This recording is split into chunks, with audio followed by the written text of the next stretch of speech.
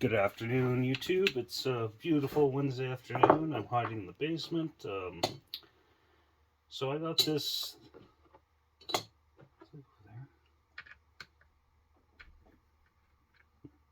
Missing a bolt up there. This is one of the saws I got from Shapeshifter. So the other saw, that 701, I'm waiting for parts before I go any further on it. But that saw will definitely live again. This is the first of the xl-76 that he gave me. I'm gonna deal with now. Bring you in here. You can see that. So yeah, that piston is cooked. This thing has like, I think the spark plug's in there, but it's like nothing to pull over. It has at least cooked piston. I'm hoping the cylinder will be okay. Also, the recoil assembly has some gremlins in it. I don't know if you'll be able to hear it, but something's rattling in there. So what we're going to do to this saw is, well, repair the starter. See, this is an early 1976 model. So this would be points. I think I had the cover off here before, and it had a chip in it, which is fine. I'm still contemplating whether to keep the chip or not, because I do have brand new points and condensers for this thing. I have a lot of new old stock parts for homelite xl-76s. That's why a cooked cylinder is not a big deal, even if it is. I got some used ones, but I also have a couple brand new old stock cylinders. They have a funny shaped combustion chamber, right? They were actually originally for a homelite xl-122, which was an American model that preceded the xl-123, which is a slightly more common model south of the border, as far as I know. Yeah, so yeah, this one's got the chip. This thing's pretty grimy.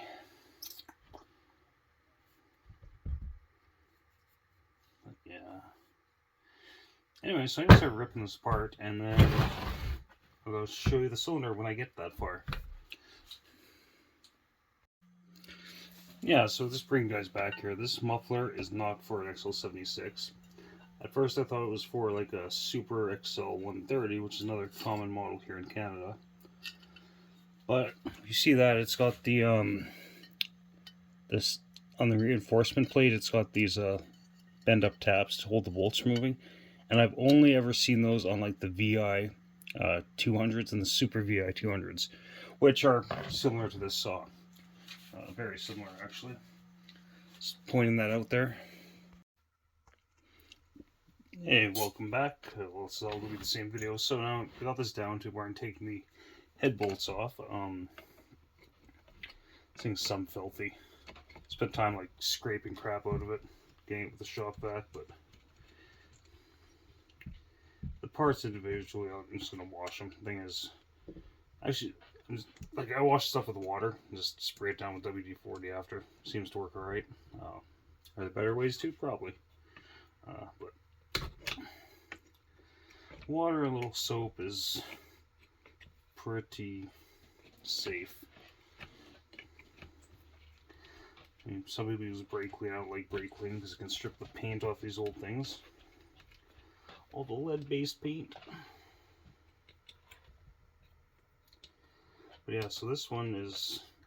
Leave in the comments. I'm not sure if I want to keep this with the atom chip that it had, or if I want to switch it back to points. Because I could do either.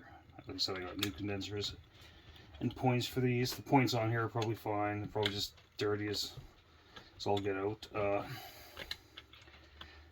But having said that, I'm going to do a video as soon as the part comes in. I'm putting a Husqvarna 55 coil on one of these. Not this one. I'm going to send a saw to Josh, JK Saw Shop. I'm going to send him a Super XL-130 that has a blue press-to-light coil. Which, press-to-light coils, I really haven't had that many problems with it.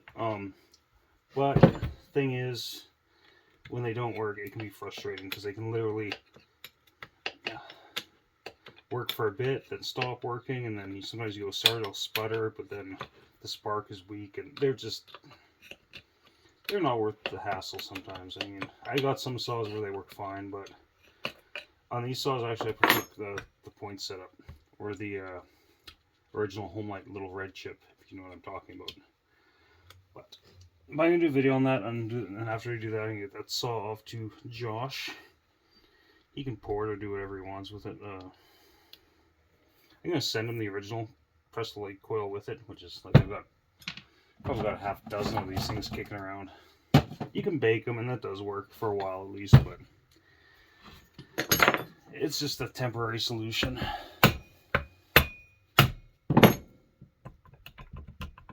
Okay. Piece of grass.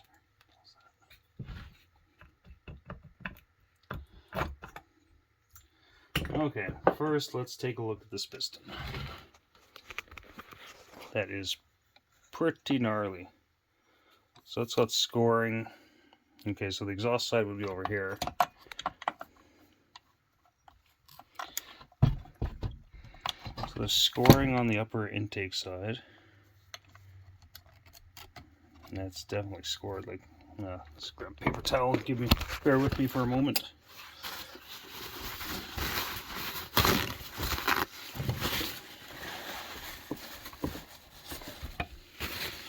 Okay. So we got scoring on the upper intake transfer side. You know, this thing's so dirty. It probably got hot and cooked. On the lower transfer side's fine. Well, except that, like, holy crap. That's quite the chunk missing out of there. And then this side of the piston looks like okay. Got too hot, or maybe straight gassed. I'm not sure. Now, let's see if the cylinder's salvageable.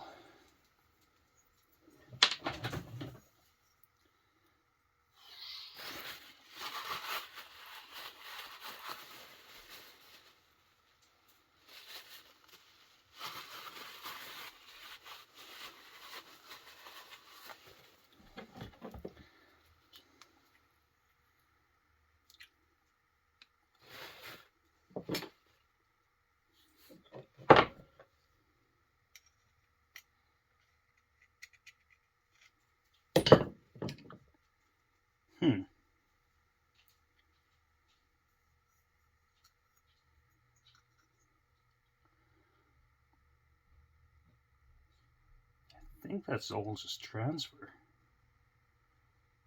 Let's see in there. I'm pretty sure that's just transfer. Don't know if you'll pick that up, but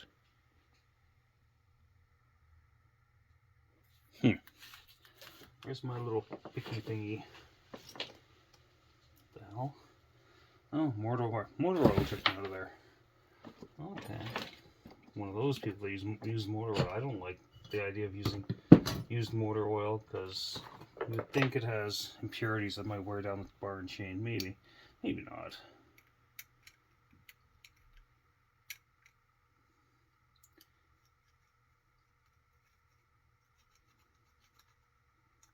It's fucking really hard to tell.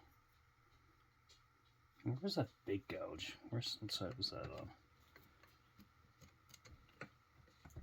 There's a big gnarly gouge somewhere here. Okay, that would be up there.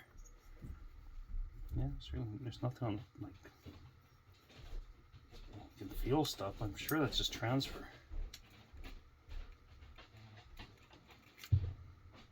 Yeah, so I think I'm gonna clean up the cylinder. And probably put this piston in. This piston's got some wear marks, but it'll clean up nicely. Can't remember where I put that in, but whatever. I know it's going in. So this could be a multi-part video. I'm only doing a little bit each night because it's summer and it's nice out. But yeah, so I'm gonna salvage this cylinder. I'm gonna play with it a bit tonight. Just try and take some sandpaper in there, some 800 grit, and see if I can get rid of some of that. Anyways, take it easy, YouTube.